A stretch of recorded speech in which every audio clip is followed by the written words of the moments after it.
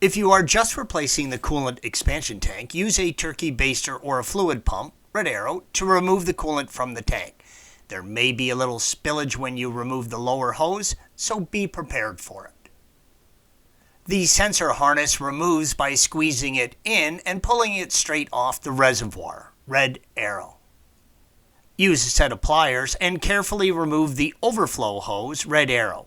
The nipple on the reservoir can get brittle and break off in the hose, so work gently.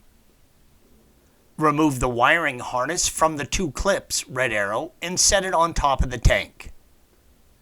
Remove the two T25 torque screws, red arrows, holding the reservoir to the mount in the engine compartment.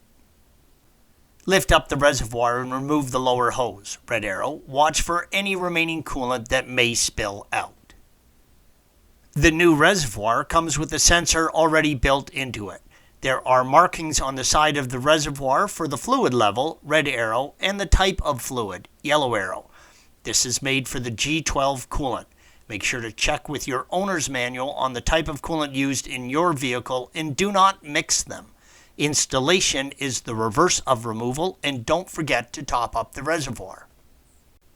Make sure to check the cap on the tank for any cracks or corrosion. The tank is pressurized and the cap must make a tight seal for the system to function. Thanks for watching. Be sure to subscribe to our channel and check out another video in this series.